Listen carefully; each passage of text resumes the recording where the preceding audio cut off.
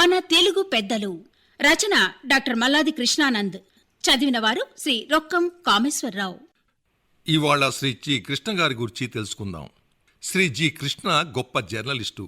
ఆయన తన అభిప్రాయాలను నిక్కచ్చిగా, నిర్భయంగా, ఎలాంటి జంకు లేకుండా సరళమైన భాషలో వార్తలు, వ్యాసాలు రాయటంలో తనదైన ప్రత్యేక శైలి ఉండింది. ఆంగ్ల భాషా కోవిదుడైన ఆయన గొప్ప సంఘ సంస్కరణశీలి. అన్ని కులాలు, మతాల వారిని ఆత్మీయంగా ఆయన పలకరించేవాడు. ఆయన రాసిన వార్తలు, వ్యాసాలు ఎంతటి సంక్లిష్ట విషయంపైనైనా ఎంతో సరళంగా, సులభంగా అర్థమయ్యేలా ఉంటాయి. మన ఎదుట కూర్చుని మాట్లాడుతున్న భావం ఆయన రచనా శైలిలో పాఠకులకు కనపడుతుంది. అరుదైన వ్యక్తిత్వం గల శ్రీ గండూరి కృష్ణ మహావిజ్ఞాన ఖని అని, భయమెరుగుని పాత్రికేయుడని, పాత్రికేయ ఋషి, గొప్ప కర్మయోగి, కదిలే విశ్వవిద్యాలయమని ఆయన మిత్రులు, అభిమానులు కొనియాడతారు. సాహిత్యం, సంగీతం, వేదాంతంతో పాటు రాజకీయం, మతం, చరిత్ర, భాష, సంస్కృతి, ఆధ్యాత్మికం, జ్యోతిష్యం, శాస్త్ర విజ్ఞానం ఇలా పలు అంశాలపై ఆయనకెంతో మక్కువ. ఆయా విషయాలపై తనను కలిసిన వారితో వయసుతో నిమిత్తం లేకుండా ముచ్చటించగలగడం ఆయన ప్రత్యేకత. ఆయన ఒక గొప్ప రచయిత, అంతేకాదు మహా గొప్ప వక్త. హైదరాబాద్ చరిత్ర గురించి, సాహితీ సంస్కృతుల గురించి సాధికారికంగా మాట్లాడగలిగిన వారిలో శ్రీకృష్ణ ఒకరు. నిజాం కుటుంబీకుల గురించి తెలుసుకోవాలంటే శ్రీకృష్ణ దగ్గర వినాల్సిందే. భారత స్వాతంత్ర సంగ్రామ ఘట్టాలు, గాంధీ, నెహ్రూ, టంగుటూరి, మాడపాటి, బూర్గుల వంటి పెద్దలు, నేటి రాష్ట్ర ముఖ్యమంత్రి, మంత్రులు పని విధానం గురించి, మరి ఇతర అనేక సంఘటనలు పోసగొచ్చినట్టు ఆయన వల్లించేవారు. కుండ బద్దలు కొట్టినట్లు మాట్లాడటం, రాయటం ఆయనకు అలవాటు. శ్రీకృష్ణ గారికి వారి పెద్దలు పెట్టిన పేరు కళ్యాణ వేణుగోపాల కృష్ణమూర్తి. గుంటూరు జిల్లా తెనాలికి దగ్గరలోని గొడవర్రు అగ్రహారంలో ఆయన 1924 అక్టోబర్ 20ని జన్మించారు.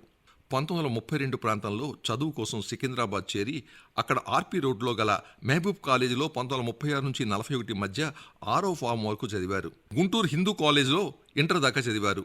ఆ తర్వాత హైదరాబాద్లోని నిజాం కాలేజీలో BA పూర్తి చేశారు. భారత స్వాతంత్ర పోరాటంలో భాగంగా క్విట్ ఇండియా ఉద్యమంలో పాల్గొని 2 సార్లు జైలు శిక్ష అనుభవించారు. చదువుకునే రోజుల్లోనే జర్నలిస్టుగా పనిచేయాలనే కోరిక ఆయనలో బలపడింది.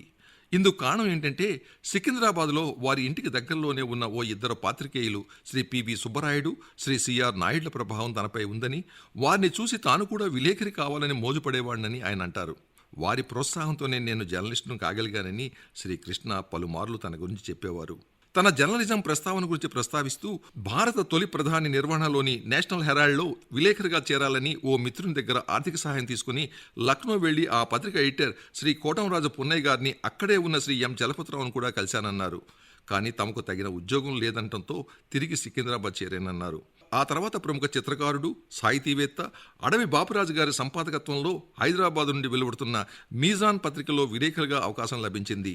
మీజాన్లో ఉద్యోగంలో చేరదామని బస్సులో బయలుదేరిన తొలి రోజునే తనకి నడిబజార్లో హిందూ ముస్లింల కొట్లాట, పోలీసుల చేజింగ్ కనపడింది. ఆ రోజుల్లో తన భుజానికి కెమెరా వేసుకుని ప్రయాణించే అలవాటుండేది. దాంతో అంది వచ్చిన ఈ అవకాశాన్ని, ఆ చిత్రాన్ని బస్సులోనే కూర్చుని నడి రోడ్డుపై జరుగుతున్న సంఘటనని ఫోటో తీసి మీజాన్ పత్రికలో వార్తా, ఫోటో రెండింటినీ ఇచ్చానన్నారు. జర్నలిస్టుగా అదే తనకు తొలి అసైన్మెంట్ అయ్యిందని, ఆ రోజుల్లో పత్రికల్లో శ్రీ రాంభట్ల కృష్ణమూర్తి సబ్ ఎడిటర్గా ఉండేవారని ఆ వార్త బ్యానర్గా ప్రచురించారు. ఆ ఫోటోలో పోలీసులు ఒక వర్గానికి మద్దతునిస్తూ మరొకరిపై రాళ్లు రుపుతున్నట్టుండింది. ఈ వార్త ఆనాటి పోలీస్ ఉన్నత వర్గాల దృష్టిని ఆకర్షించింది. ఈ వార్తకు తనకు 100 రూపాయల బహుమతి ఇచ్చారని తన గురించి చెప్పే సందర్భాల్లో శ్రీకృష్ణ చెప్పేవారు. 100 రూపాయలంటే ఆ రోజుల్లో చాలా పెద్ద మొత్తమే. ఈ బహుమతి తనలోని పాత్రికేయుణ్ణి మరింత ప్రోత్సహించిందన్నారు.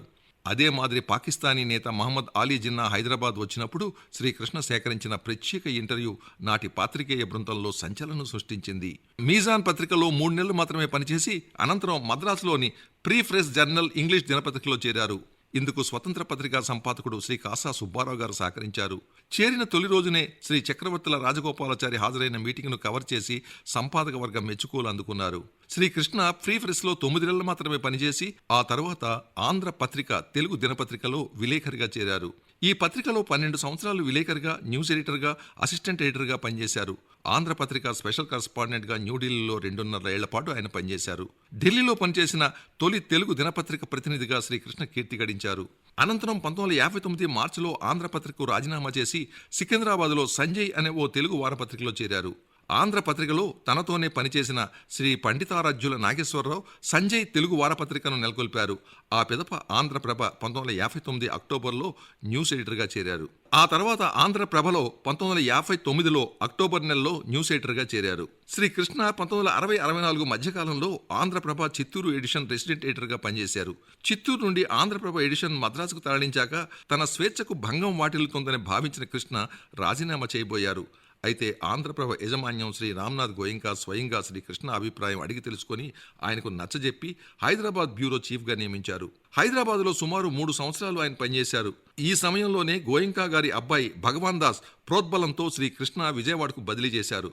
అయితే ఇది నచ్చని శ్రీకృష్ణ తన ఉద్యోగానికి రాజీనామా చేసేశారు. ఆ తర్వాత శ్రీకృష్ణ ఆరోగ్యం పాడై వైద్య సేవలకై విజయవాడ చేరారు. విజయవాడలో సుమారు 4.5 సంవత్సరాలున్నారు.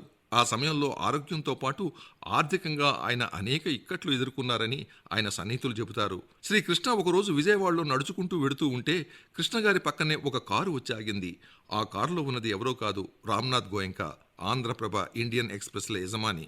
శ్రీ గోయంకాకు శ్రీకృష్ణపై అమితమైన ప్రేమాభిమానాలుండేవి. శ్రీ గోయంకానే స్వయంగా శ్రీకృష్ణను ఓదార్చి శాంతింపజేసి, ఏం జరిగింది, రాజీనామా ఎందుకు చేశావు అని ఎన్నిసార్లు రెట్టించి అడిగినా నీ కుమారుడు వల్లనేనని చెప్పలేని కృష్ణగారితో పద మీ ఇంటికి వెడదాం, నీ భార్య పిల్లల్ని అడిగి తెలుసుకుంటానని కృష్ణగారి కుటుంబ సభ్యులకు చెప్పారు. మీ నాన్న రాజీనామా చేస్తే మీరంతా ఇన్ని బాధలు పడే బదులు నాకు తెలియజేయవచ్చు కదా, దాదాజీ లేడనుకున్నారా అని గోయంకా కృష్ణగారి పిల్లల్ని నిలదీశారని వారి కుటుంబ సభ్యులు పేర్కొంటారు.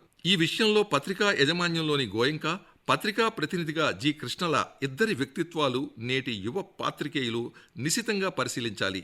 ఉద్యోగం చేసే చోట సరియైన ప్రేమాభిమానాలు కరువవుతున్న వేళ ఆనాటి గోయంకా గారి మాటలు నిజమని సొంత మనుషులు చెప్పినా బడాయిలే పొమ్మన్నా పొమ్మనవచ్చు. నిజమే, ఇవి నమ్మలేని నిజాలు, ఎలాంటి భేషజాలు లేని సత్యాలు. చివరాఖరుకు శ్రీ గోయంకానే నీకు ఏ పోస్ట్ కావాలంటే అది అడుగు ఇస్తానంటంతో హైదరాబాద్ ఎడిషన్లో స్పెషల్ కరస్పాండెంట్ పోస్ట్ కావాలన్నారు. ఇంకా ఏదో పెద్ద పోస్ట్ అడుగుతావు అనుకున్నానే, ఇంతేనా అని గోయంకా చలోక్తిగా అన్నారని ఆయన మిత్రులు ఘనంగా చెప్తారు. శ్రీకృష్ణ ఈ దఫా రాజకీయ వార్తలు కాకుండా పలువురు జీవిత విశేషాలు, కళలు, సాహిత్యం, సంస్కృతిపై విశేష వ్యాసాలు ఇండియన్ ఎక్స్ప్రెస్ ఆంధ్రప్రభలో రాశారు. 1982 అక్టోబర్ 19న 58 సంవత్సరాల వయసులో పదవీ విరమణ చేసి జీవితం కడదాకా ఫ్రీలాన్సర్గా కొనసాగారు. అనేక గ్రంథాలు, వ్యాసాలు ఆయన రాశారు. కొమర్రాజు వెంకట లక్ష్మణరావు జీవిత చరిత్ర, ఆయన గురుతుల్యులు గణపతి ముని జీవిత చరిత్ర నాయన గారి పేరిట రాశారు. A history of Telugu people and their culture ని ఇంగ్లీష్లో రాశారు. డిగ్రీ విద్యార్థుల కోసం గాంధీజీ ఒక పరిశీలన, ఇంటర్మీడియట్ విద్యార్థుల కోసం మహామంత్రి మాదన్న తదితర అనేక రచనలు చేశారు.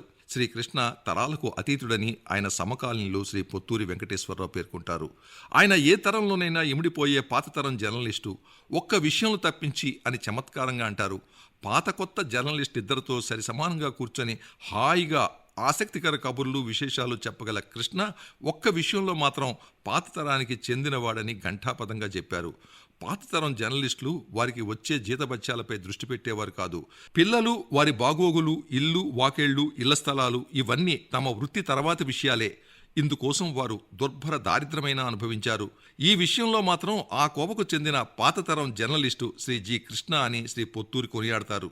శ్రీ కృష్ణ గారికి అత్యంత సన్నిహితంగా ఉన్న పలువురు రాష్ట్ర ముఖ్యమంత్రులు, రాష్ట్ర మంత్రివర్యులు, మరెందరో ఆయనకు ఉండడానికి సొంత ఇల్లు లేదని తెలిసి ఎన్నో రకాలుగా ఆయనకు ఒక సొంత గూడు ఏర్పాటు చేయాలని ప్రయత్నించినా ఎందుకు నన్ను ఇలా ఇబ్బంది పెడతారని సున్నితంగా పలు సందర్భాల్లో ఆయన తిరస్కరించారు. గొప్ప జర్నలిస్టుగా శ్రీ కృష్ణను పలు సంస్థలు అనేక సందర్భాల్లో సత్కరించాయి. ఆంధ్రప్రదేశ్ ప్రభుత్వం స్వర్గీయ బి నాగేశ్వరరావు మెమోరియల్ అవార్డుతో ఉచిత రీతిన సత్కరించింది. శ్రీ వెంకటేశ్వర విశ్వవిద్యాలయం తిరుపతి గౌరవ డాక్టరేట్తో 1997 అక్టోబర్ 8న గౌరవించింది. సుమారు 5 దశాబ్దాలకు పైగా విరామం ఎరుగని పాత్రికేయునిగా పనిచేసిన శ్రీకృష్ణ స్వల్ప అస్వస్థతతో 2000 ఏప్రిల్ 6న తుదిశ్వాస విడిచారు. శ్రీకృష్ణ గారిది ఒక అరుదైన వ్యక్తిత్వం. నేటి యువ పాత్రికేయులకు శ్రీకృష్ణ ప్రాతస్మరణీయుడు.